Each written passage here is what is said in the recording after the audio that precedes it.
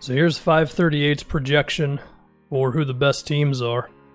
I'm a big fan of the Lakers having this much of an advantage over the Clippers. I'm a little offended at my Celtics only having a 7% chance, especially with Philly. But, yeah. Let's see what Bleacher Report says is the one weakness for every team. For the Nuggets, it's inexperience. Paul Millsap is the obvious exception. I gotta be honest, I don't agree with this. I don't think it's experience. I think it's lack of top-end talent. I mean, Jokic is great, but outside of that, there's not even a second all-star on the team. I would say it's more that than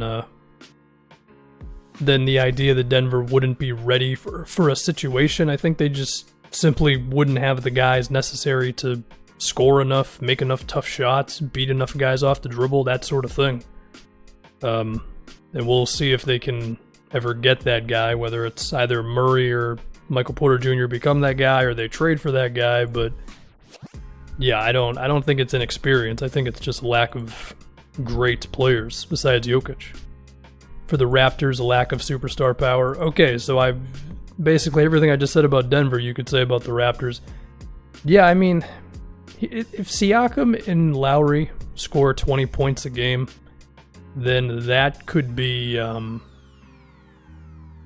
huge. But who knows if they're going to do that? I mean, Siakam, defenses are going to load up on him. They're going to be physical with him, and they're going to force him to be a playmaker and that sort of thing. And we just don't know. I mean, despite the loss of Kawhi Leonard, the defending champion Raptors have the same record through 64 games as they did last season. Yeah, I mean, the chemistry, Nick Nurse, the defense, it's all there, but do they have a guy like Kawhi to just take them over the top? And I guess they're probably just going to have to do it as a team unless somebody really goes nuts. I mean, one-on-one battles against Giannis, Embiid, Butler, or other Eastern Conference stars could prove difficult. What, no Jason Tatum? You can't throw Tatum into this little thing? Bleacher Report, you're not treating me well today, man. Here's Jason Tatum. Boston seems tailor-made for a modern playoff run. Kemba, Tatum, Jalen, Hayward, and Tice can switch all over the floor. Can Tice really switch all over the floor? I mean, he's pretty okay at it. He's certainly not horrible at it. A little too much reliance on mid-range jumpers could be a problem, though. This is an interesting thing, and it's something to make note of, that for as good of a coach as Brad Stevens is, they do take quite a few of these, and there's different ways to look at it. I mean, I guess if you think about it versus the Sixers, right, and Embiid at the rim, the Celtics would have to take a lot of floaters and mid-rangers, and would they make them?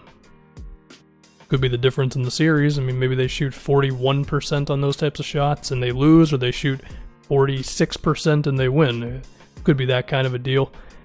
The one thing to look at, though, is still Tatum, because he was really putting his head down and just attacking, as they do point out here. Part of Tatum's star leap was cutting out a big chunk of his mid-range attempts. Like, that's probably still the heart of the Celtics. I mean, I get this, like, they want to do a thing that kind of captures the whole team, but to me, this just Jason Tatum, that's what it is. Depending on how good Tatum is, that to me is where the Celtics go. You know, if he averages 19, 20 a game in a series, could be disappointing. If he can get up to 27, 28 a game through shooting more threes and not taking those mid-rangers, then I think the Celtics could get to the conference finals and potentially pull off an upset. But, you know, it's just, where is Tatum at this point? Unless everybody just averages over 20 a game, which I guess is still possible. They have 4 guys who do very well. Anyway, Houston Rockets playoff demons. That sounds a little hyperbolic to me. Harden is a much better playoff performer than his detractors would like you to believe. Yeah, he has been amazing, but he ran to the Warriors 2 times and whatever else. Plus 3.2 points per 100 with him on the floor, -9 with him off. Had moments where he seemingly ran out of gas. Yeah, the infamous Spurs Game 6. Some would say he had a concussion. He probably did have a concussion in that game, if we're being honest, because I believe he got hit in the head in the game beforehand. But it still happened, so I don't know, like, playoff demons just sounds kind of Skip Baylessy to me, though. Like, to me, it's, are they not going to get destroyed on the boards? Are they going to cause enough matchup problems for teams? And are they going to make in enough three-pointers? And is Westbrook going to make enough jump shots, mid-rangers, that type of thing? Because teams are going to dare him to take those. This is pretty wild. Westbrook, in his last 4 postseason-ending losses, has averaged 32 field goal attempts and 13 three-point attempts. He's probably not going to have to shoot that much with Harden on his team, so that's good. 76ers spacing. So the interesting thing was the Ben Simmons at power forward news that we saw, which in a way isn't super different from what it already was. Like, I feel like Simmons was... He really wasn't one position at any time, but I guess if it's just cemented that he's more of a 4 and he sets screens a little bit more often, then in a way that could help the spacing. I mean, Ben Simmons is a worse shooter than Horford or anybody else that they could put at the 4 spot or whatever position you would consider this to be. But everything Ben Simmons can do off the ball kind of makes him better than those guys at it, if you ask me. Let's see what they got to say. Among the 22 teams in the ESPN wide world of sports bubble, Philadelphia ranks 19th in threes and 14th in three-point percentage. Yeah, they've scored 99 points per 100 with Embiid and Horford on the floor. Yeah, when Embiid, Simmons, and Horford play, and those three, they're not great. Once you remove one of those guys, any of those three, I believe it immediately gets better. So take that for whatever you will. So maybe it is just simple as spacing, but to me it's more Embiid. Like if Embiid's great and he's playing hard and all that, which I know sounds simple enough to say, but he has not been playing as hard as he could throughout this season, or he wasn't capable of it. You know, maybe he was really tired, or he could have been dealing with an injury that we don't know about. But if Embiid is 100% and he's not getting gassed deep into the third quarter, then that's going to be huge. And I feel like Philly could overcome spacing problems if Embiid's going to be that good. I guess we can also point out, like, Shake Milton, as they point out here, like he could start in place of Horford. How good is Shake Milton going to be? If he's going to be draining threes, then that could be pretty massive. Milwaukee Bucks playoff offense. This is interesting. When the game slows down, Milwaukee's spread offense around Giannis loses much of its pop. Is there any evidence of that? I mean, if we're just going off of the Raptors series, then perhaps, but the Bucks look better this year, so I don't know. I mean, I would suggest we can go check some advanced numbers like half-court offense, but the Bucks are number 1 in every advanced stat this season, so for what that's worth. But I do like this, though. The Bucks may need to make a conscious effort to run at every opportunity that presents itself. So an interesting thing with Milwaukee that I kind of feel like is I don't know what their closing lineups will be. I think the only guarantee is Giannis and Chris Middleton. And I think after that, depending on the matchup and whatever, you could see DiVincenzo, you could see Marvin Williams with Giannis at center. We could see George Hill instead of Bledsoe if Bledsoe's shot is struggling. I think there's so many different versions of Milwaukee. And for the sake of what Bleacher Report is saying, the idea of speeding the game up, you have to imagine putting Giannis at center would do that kind of thing. I do like this. The Bucks need to make sure they introduce a little chaos into these games. I think that's fair because, Coach Bud, I mean, this has been a criticism. Whether it's fair or not, I don't really know because, I mean, the guy had good Hawks teams that just ran into LeBron.